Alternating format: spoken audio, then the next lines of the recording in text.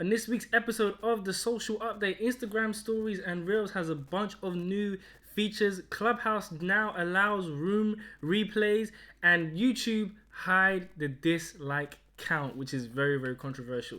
Let's get into the episode. Hi, my name is Brian and welcome to the Social Update, the weekly show where I give you everything that's happening in social media and the creator economy. Let's kick it off with Instagram. Now, Instagram Reels has just given us a bunch of new features, copied from TikTok, of course, because the whole thing is copied from TikTok, but neither here or there. So now we have text to speech, where you go on TikTok videos and there's a robot voice talking, "This is my mom," or "This is my dad. Can you believe this happened to me?" And basically it's an automated voice reading the text on the screen, and now that feature has come to Instagram. It's a really creative feature. Obviously it's an accessibility feature, but creators have been using it to create videos and add an extra dimension to their video, or to narrate the video about themselves narrating it. Now it's come to Instagram and you have the choice of two distinct voices which are distinctly different from the TikTok voice, to obviously distinguish between a TikTok and a reel. They've also got another feature where you can change your voice. Again, TikTok has had this feature for a very long time, and it's just come to Instagram. You can change your voice to a robot, slow-mo, helium, high pitch, all kinds of different voice features that you can change your voice to whilst recording or or after the recording, and it's just to make reels a bit more fun. But there's nothing really to say because we've had these features on TikTok for a very long time already, and Instagram is really just playing catch up. Let's talk about some features that could be coming to stories.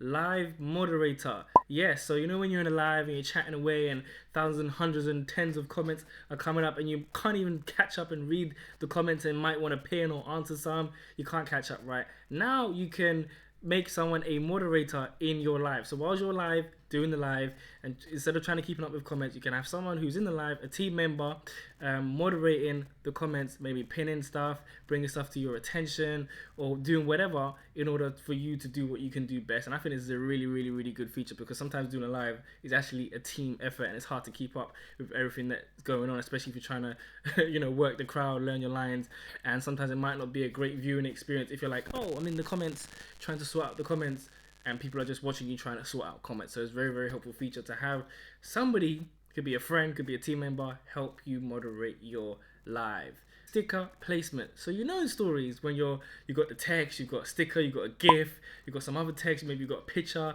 Sometimes you accidentally press the picture and it goes over the text and it's all getting all over the place, and you've got to move the picture out of the way and put the text back, and so that needs to end, right? And I think Instagram has been listening, because they're working on the ability to allow us to align things and place things above, beneath, or under other items, right? If you long press it, this is what they're working on, long press it, you should be able to say, I want this to the front, or want this to the back, or move it to the back.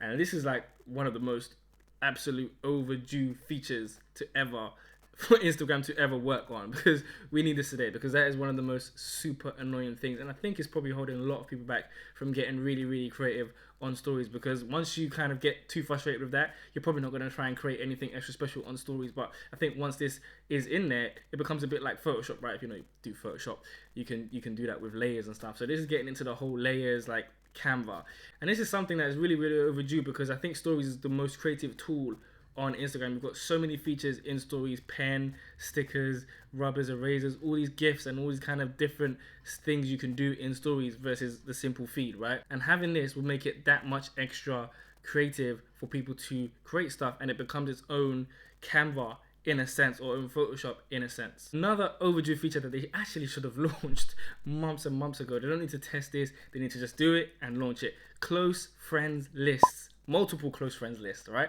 So you can have multiple lists. This one's friends, this one's family, this one's branding, this one's memes, this one is whoever. Do you know what I mean? And you can have multiple lists and share different things to those lists. You might have 20 people on one list, 30 people on another, 400 on another, and you can send different things to different people who are interested in different things. So you're not all just having the same experience on stories, because right now close friends is only one list, and of course it's close friends, right? It's for your friend, for sharing things like your baby pictures or your private nights out or whatever it is you want to share on your close friends, for a specific set of people that kind of know you a bit more. So what if you don't actually use the close friends?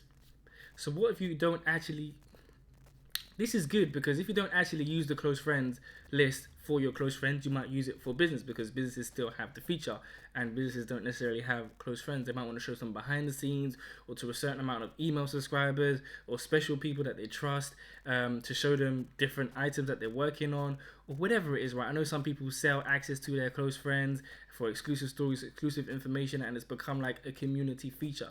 And this even doubles down on the fact that it can become a community feature by making you partition it even more and having multiple people, because we are on the internet. There's multiple people, pockets of people that we talk to. It's not just main people and then like secret people. No, there's multiple factions that follow you on Instagram that are following you for very, very different reasons, right? And this list helps. Please like and subscribe if you are here, and leave a comment if you want to see my face every week giving you the updates. So TikTok is launching their creative exchange platform. What the hell is that? So this is a platform where advertisers and creators can go on. So an advertiser will write a brief saying, we want this for this makeup company, and you as a creator, as a makeup creator or a makeup artist, can go on there and say, yeah, I want to accept that, and they can look at your work and say, yeah, we want to accept it. And the whole point of it is that the transaction is facilitated on this TikTok platform. You get paid through it, then you upload the content through it, you talk through it and say, hey, this is what I've got planned, blah blah blah, woozy woo, and they accept, and then it's facilitated on there versus being facilitated in your DMs or in your email. It's all on the platform, all processed on the platform. And I think this is a fantastic feature. Now, I know Instagram/Facebook announced that they were having their own creative platform a couple months ago, earlier in this year. We're yet to see anything happen just yet. Probably launch it early 2022. But this is something that Snapchat already has, but specifically for AR creators. Now, this is really, really good because, again, platforms want to control the process. They want to control the transaction that you're having with advertisers because of there's liability and it kind of makes it easier, right? And maybe they want to cut. Obviously, maybe they want to cut, right? But it also makes it very, very, very easy. So if anything goes wrong, it's all there documented on the platform. I'm not sure if the platform will offer any support or any help in terms of like if something goes awry or whatever happens, but the fact that it's there, it's easy, it's on one platform, makes it so much smoother for the advertiser and the creator to facilitate something. Right now it's only in beta, so there's a few selected advertisers and a few selected creators that can kind of use it, but hopefully soon it will be released to everyone so everybody can use it. Remember Clubhouse? Yeah, last year it had a huge boom.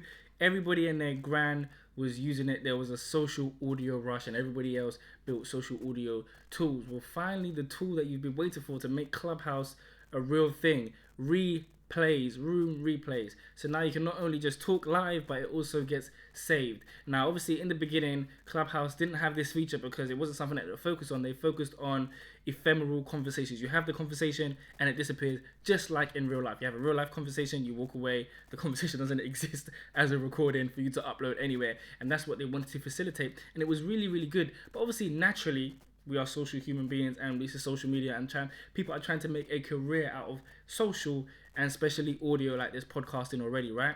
And you might want this recording to go put it on YouTube, to put it on your Instagram, to put it on your Twitter, just to put it somewhere else, to have it as a podcast, because sometimes these conversations are very, very valuable. And we already saw people recording these conversations and putting them on YouTube. I've seen countless Clubhouse conversations recorded specifically for YouTube. So it's like only inevitable that you're going to need to give us a replay feature to make that easier for people to do, because people are trying to build personal brands on these platforms, and it's helpful if they can spread their personal brand around the internet, not just like you had to be there type of vibe and nobody has any recollection or any recording of what actually happened. So this is a really, really good feature, really, really overdue. But again, I know they had a small team down there and it just recently got funding, so I'm glad that they knocked this feature out once and for all.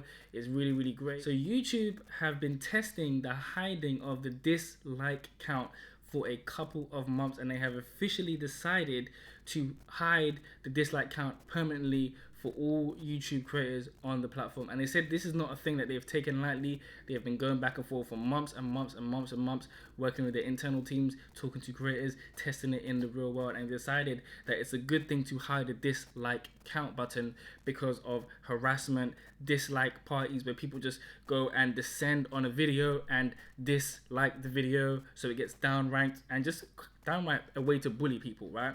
Now, a lot of creators are really upset about this, and a lot of creators are really happy about this. Obviously, you're going to have a mixed reception. Some people have spoken out about it, and some people haven't. Some people have cursed people in the comments, and all this kind of stuff. Funny enough, the original video where they've announced this has got a lot of dislikes. And also YouTube's Rewind, which is their roundup of the year with the creators of 2018, is the most disliked video on YouTube. So it's kind of funny that YouTube got the most disliked video on YouTube and they're getting rid of dislike count, but I'm sure that has nothing to do with it, right? Anyway, a lot of people are arguably upset because this is a metric that they use to rate a video before even watching it, right? Obviously, on other platforms, you've got likes, you've got views, and you've got like comments where you can kind of see like, is this piece of content worth me watching? If you ask me personally, I'm not looking at the like and the dislike ratio whether I should watch the video or not. Right, I look at the title, I look at the thumbnail, and I watch the video. If 2 minutes in this video is boring, I'm on to the next one. I probably look at the views more. So if it's got 1,000 views, 500,000 views, well, let me check out this video more so than, oh, does it have good dislikes or right? If I see a bad dislike count, I'm like, okay, maybe people just didn't like it, or maybe people just don't like this guy, or maybe it's just a really bad video. And I guess I'll see after I've watched it for a couple of seconds. And obviously in YouTube, 30 seconds is one view, so for the most part you could watch 30 seconds and determine if you like the video or not. But a lot of people are upset, and a lot of people kind of dislike videos for the wrong reasons. Like, I'm just dislike this because I'm having a bad day. I don't like the title, I don't like the thumbnail, I don't like your face, I don't like that you made a mistake there. And is that really a reason to dislike a video? Other platforms do not have dislike buttons, right? So if you ask me, the dislike button isn't really needed. It's become a really controversial issue, and it's very interesting to see all the takes on whether you should have dislike or whether you should not have a dislike. And I think it just boils down to people don't like change because it's been there for a very long time. So it's something that people have been used to. So if you take it away, it becomes a controversial issue. Just like with the likes, when Instagram was hiding the likes, it became a controversial issue, so much so that now they allow each user to decide whether they want their likes hidden or not, right? You can decide, do you want to see likes or do you not want to see likes, or do you want to hide your own likes or do you not want to hide your own likes?